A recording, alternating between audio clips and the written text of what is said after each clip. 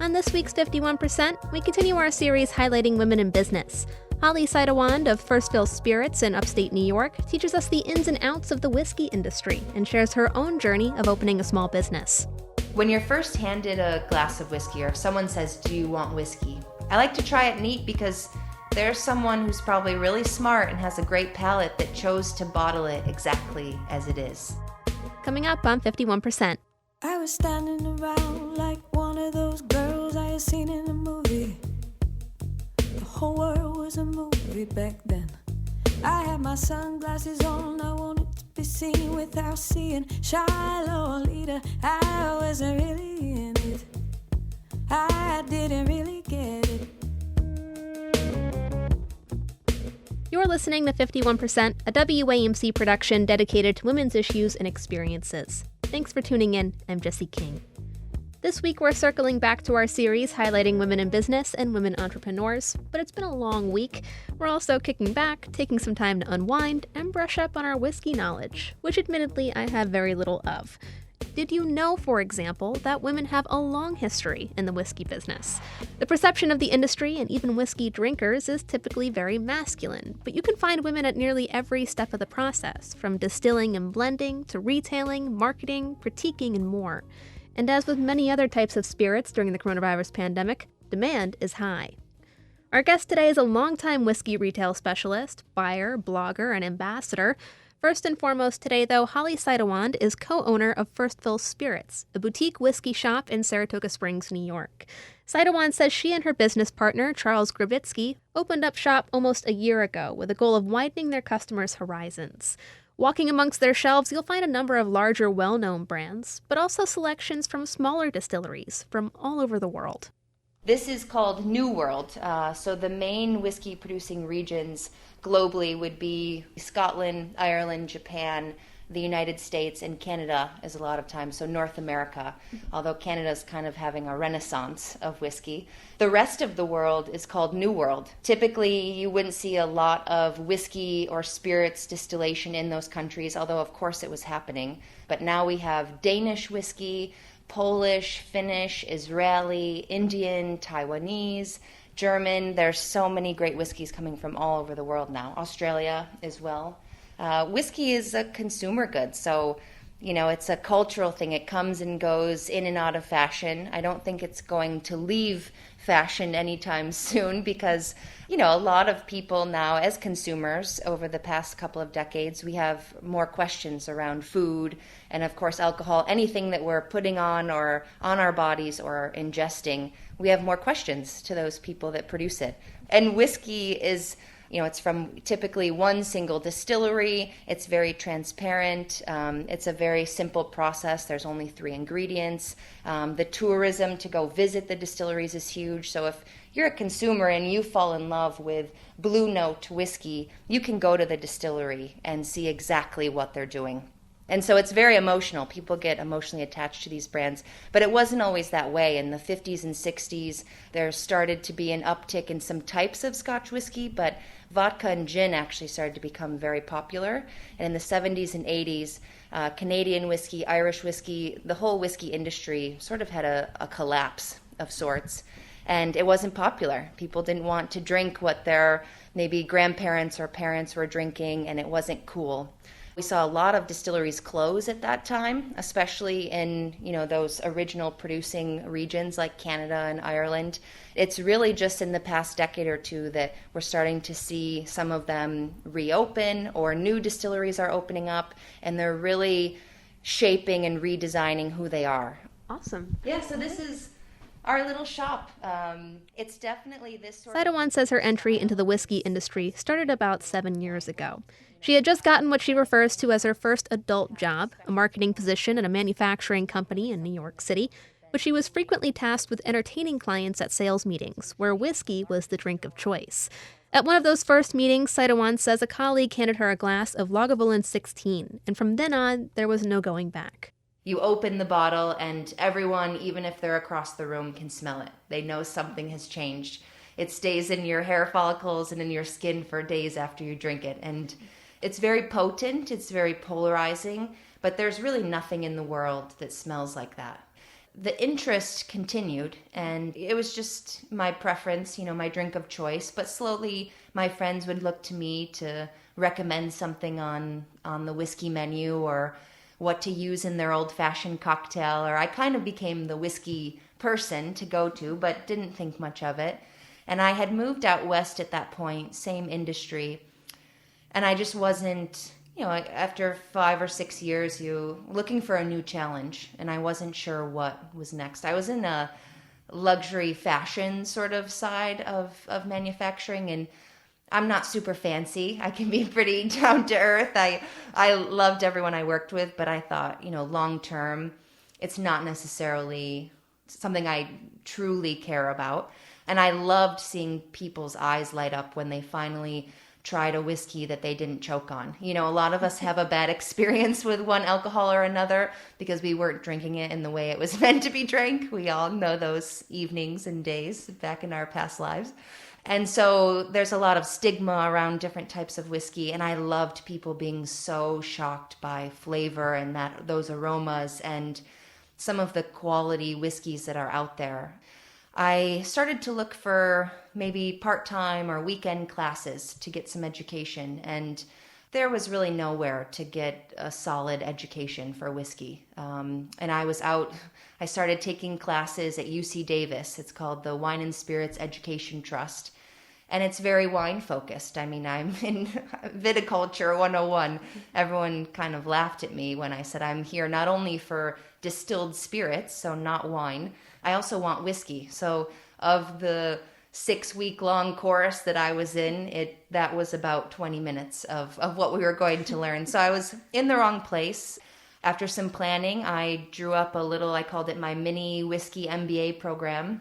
And I said, I think I can travel to these distilleries for about the same price that it would cost, probably much less. It ended up being then going back to school, trying to find a true, education program, which I couldn't even find. So I started saving up, budgeted, and I left my job, sold a lot, put everything in storage. And for a year, I traveled through Scotland, Ireland, Japan, Australia, and Tasmania, and the United States. And to prove that I wasn't just going rogue to my family, I started the whiskey blog. So I was just going to document every distillery I visited, everything I tasted, and everyone that I met. And that's where Her Whisky Love was born. I called it Her Whisky Love, and started an Instagram account and a blog, and just left with my notebook.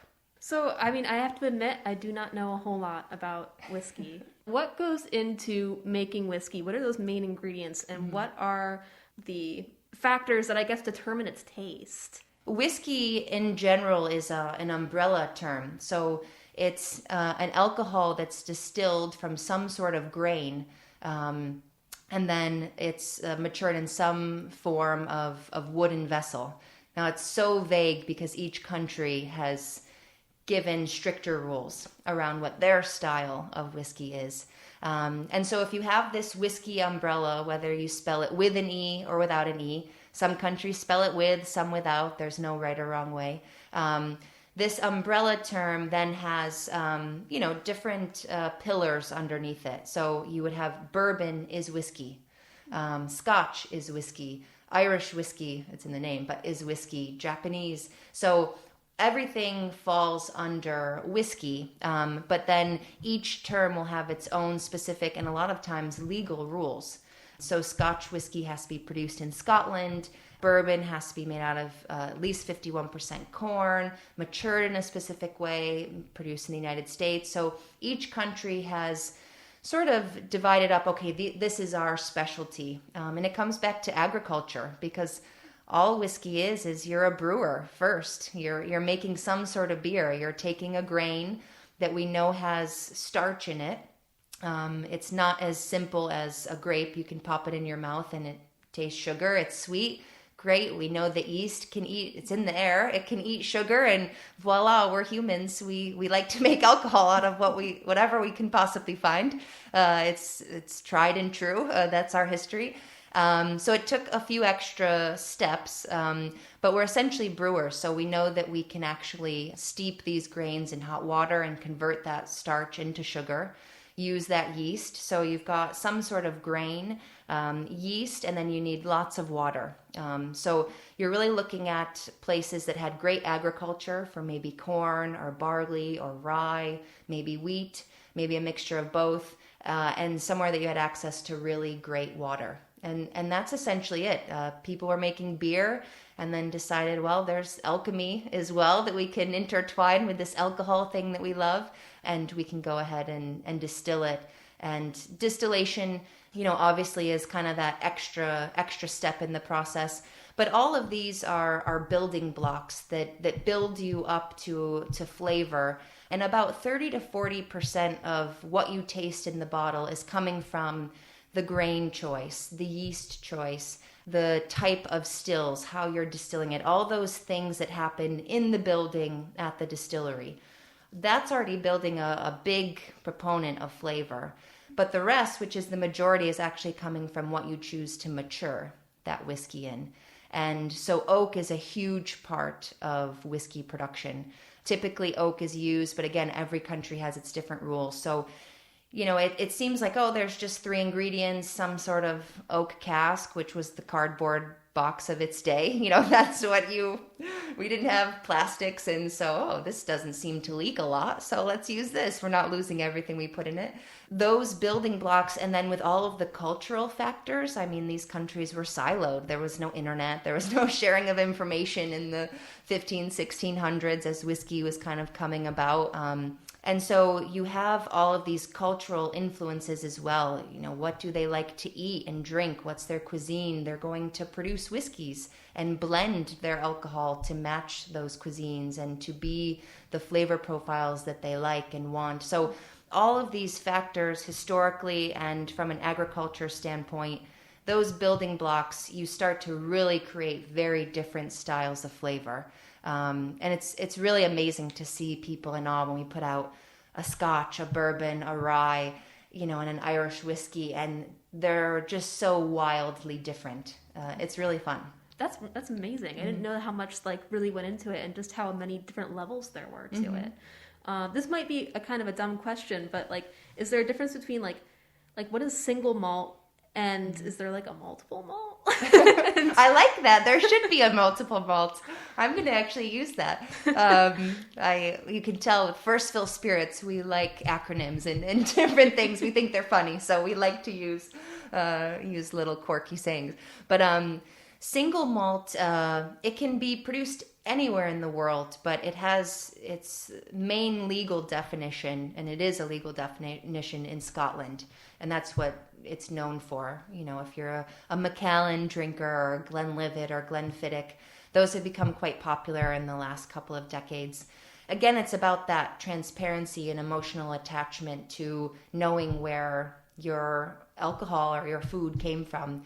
That first term single, a lot of folks will think that it's single cask, so that it's one single barrel or one single cask of whiskey, which makes sense because you have the term single cask. But what single is actually designating, it's from one single place. So it's a marriage of lots of casks, but from one single distillery. And then malt is telling you the grain. So malt, that legal definition in Scotland, means that it is 100% malted barley. So there's a lot actually built into these very simple terms that we have written on the label. Multiple malt does exist, but it's called a blended malt, where it's not from one single distiller anymore. It's a couple different distilleries, but all of the distilleries were producing whiskey out of that 100% malted barley. So the terms can start to get a little fuzzy because blended malt is different than blended Scotch. They didn't try very hard with their names over. They didn't have a marketing director when all of these were produced. But multiple malts is correct, where it's multiple distilleries all producing 100% malted barley-based whiskey. Cool. And you, the name of your shop is First Fill Spirits. What does First Fill mean? So we wanted something that a tried and true whiskey drinker, they would know immediately it was a whiskey shop, just because of the term. Typically in Scotch whiskey, and Irish as well, and Japanese, As you start to get into single casks and more limited releases and whatnot, and collecting, and there's this whole community of kind of bottle swapping, and it's a fun little world that we live in. But one of the first questions that you'll ask, because oak is so important, as we discussed, is it a first fill cask? Meaning, is it the first time that whiskey has lived in that cask? What I mean by that, and we'll use Scotch for example, is most Scotch whiskey is matured in Oloroso sherry casks or ex-bourbon casks. So that cask previously would have held either sherry or bourbon, and then it was brought over to the distillery in Scotland, and then the Scotch whiskey was put into those casks to mature. We would call that first fill, so the first time that Scotch whiskey went into that cask, even though it already had alcohol in it. And first fill cask give you very rich, robust flavors. And it gives you a lot of color as well, because the oak is porous. It's a sponge. With the seasons, the whiskey and the alcohol literally is breathing in and out of the pores of the oak. It's actually eliminating things and cleaning up the whiskey, but it's also putting in color and flavor and aroma. So it's a really beautiful organic process that's happening over time and years in those casks. And so first fill is not always the best or better, but it typically means you're going to get a lot of big, bold flavors. And so a lot of whiskey drinkers will look for first fill. So it's kind of just a nod to, hey, whiskey folks, come on in. Not everything's first fill, some second fill and third fill. But also, it's simple enough that folks new to whiskey that are like, okay, I know it's in a cask. I get it. This is the first time that whiskey has been in the cask, so got it. So it's a little bit of a talking point, but we think it works. Now I guess how you drink it. So are there certain types that, you would have with certain meals or like certain different cuisines? How would you typically prepare it and serve it? And we don't have a rule book like wine. So this is Holly's personal opinion. Pairing is very emotional and personal. Obviously, a lot of times I go into drinking something a little bit different than someone else would, just because I'm, really trying to dissect the whiskey and look at it more from a technical standpoint. But when you're first handed a glass of whiskey, or if someone says, do you want whiskey? I always like to try the whiskey neat. So no ice, no soda, no, just right out of the bottle, in some sort of smaller glass, whether it's a proper whiskey snifter or a brandy snifter. A rocks glass is fine too, something that can help you smell it. Same with wine, we have different shaped glasses to help us get the correct aroma and smell and focus it. I like to try it neat because there's someone who's probably really smart and has a great palate that chose to bottle it exactly as it is. And I like to give those blenders and those distillers the benefit of the doubt. They obviously tasted it and thought it was perfect. And I want to see if I think it was perfect. I might not agree, but I'm going to give them a shot. Now, a lot of the whiskey in our store is cask strength, which means it's coming out around 50 to 60% alcohol by volume when they bottle it. So 40% was already a lot. That's a lot of alcohol.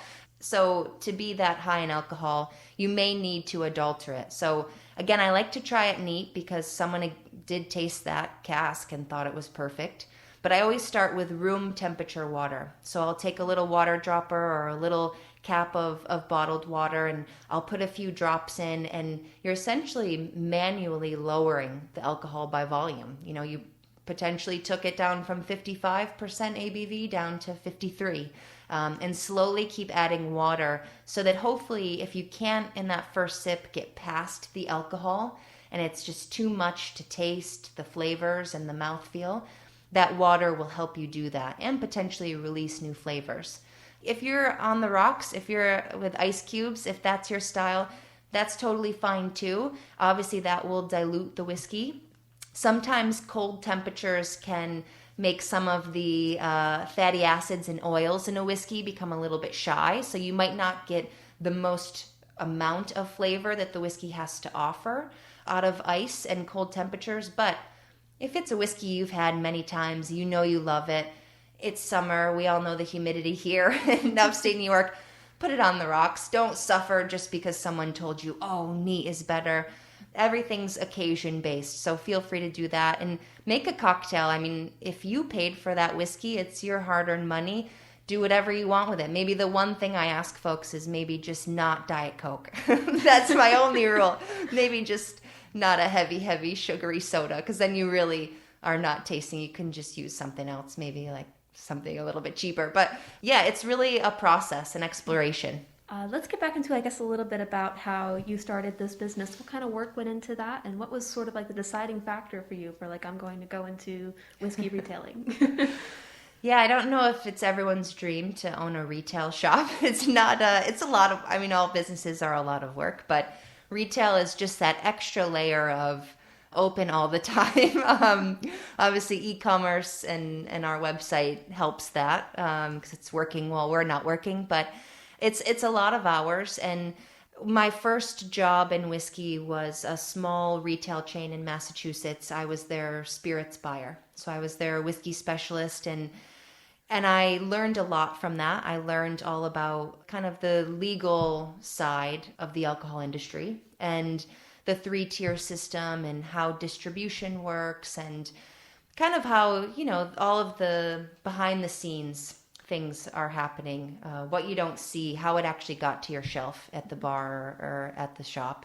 And I saw that there were a lot of brands that got left behind in that system because it's a lot. It's you can easily be left behind from a distributor or an importer.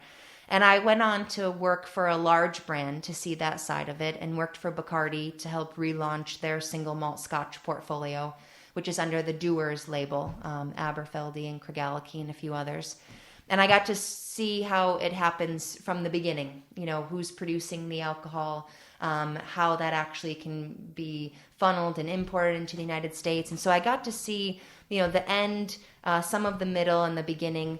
And I saw that struggle. That was the consistent theme. And I kept traveling during that time and visiting small distilleries in Australia and New Zealand. And they all wanted to be in the United States, but they didn't. It was so daunting. And there was no, where should they go? Will someone be able to speak to them? You know, who do we partner with? And so I could see that there was this fear almost, like it was so scary. Obviously, you're a small business and you're just terrified of one of the largest markets because we aren't very welcoming to new small brands all of the time. So my thought was initially to import some of the whiskey, but that doesn't help get these amazing whiskeys to the right people and to the whiskey drinker that's going to enjoy it, or the new whiskey drinker.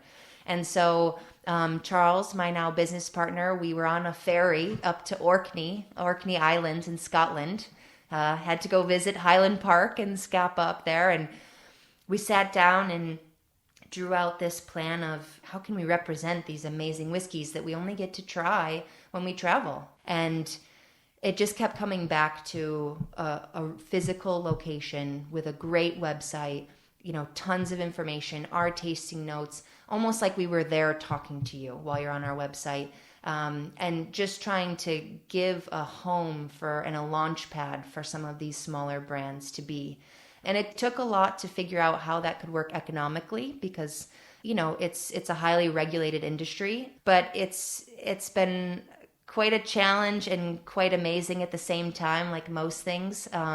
We've continued to learn a lot about what goes into this highly regulated industry, but there's change on the horizon. And the feedback, that level of customer service and attention to detail in this sort of industry is so welcomed and highly regarded, because a lot of liquor stores and they're all great, they all have their specialties, but they've taken on the thought that we don't really speak to anything here. We might put a little note, a little shelf talker, they call it, to give you some information, but it's up to the consumer to figure it out. You go on the internet, the sea of reviews, and you figure it out. You know, you're kind of left to your own demise, which can be good. We give people their space here, but we also want to open that door to say there's so much more than that same brand you've been buying for 10 years. You know, do you want to explore something new? And that word of mouth, you know, continues to grow and expand as customers get that feeling and excitement of, I can't wait to bring this home and show my friends. Do you see you guys ever going into sort of like a distilling side of things? What kind of work goes into actually putting together a distillery?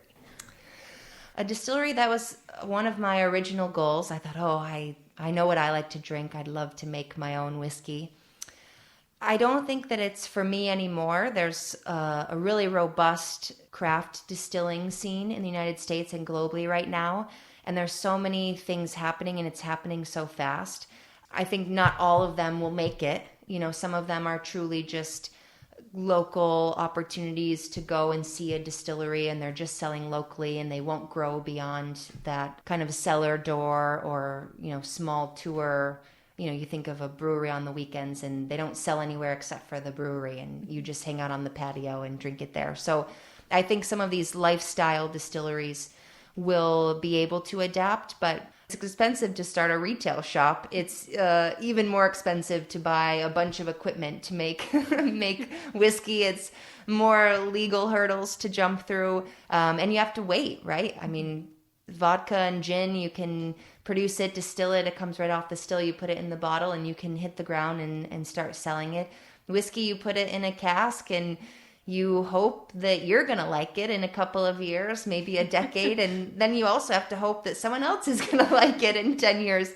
I want to now help other brands that I think are doing a great job and fit my ethos as well, and bring them to light and help them on this end. I think that's my calling. Well, thank you so much for taking the time to speak with me. I really appreciate it. Yeah, thanks for having me, Jessie. I was excited you could see the shop. Is there anything that I'm missing that you'd like our listeners to know? I guess just you may think you don't like whiskey, but we're not forcing anyone, but don't rule it out. At least once a day we have someone that says, I don't like whiskey, and they're just sitting on our couch while their friend or partner is, so into the shop, and I'll kind of ask them what they do like to drink. Is it tequila or wine? And usually I can find something and I see that light bulb go, I didn't cough. I didn't choke. I didn't gag. And just being open-minded that it might take a few tries, but there's probably something out there for you. That was Holly Seidewand of First Fill Spirits in Saratoga Springs. The store also reminds and encourages people to drink responsibly. You can learn more and check out some of our other women in business guests at WAMCpodcast.org.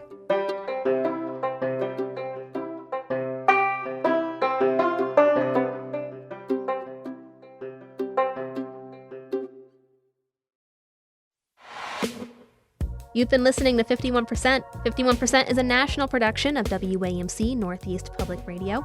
It's produced by me, Jessie King. Our executive producer is Dr. Alan Chartock, and our theme is Lolita by the Albany-based artist Girl Blue.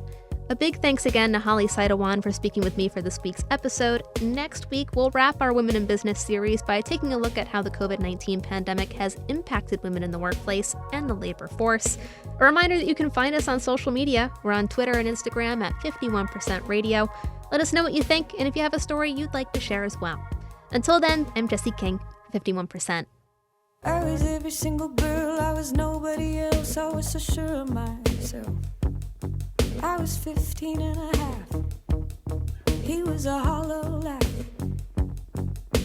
And I lost my cool somewhere along the way. At night, down the hallway, I had to learn how to look away. I lost my cool, no electricity. Hot rain on the concrete. Sweet bells in little girl dreams.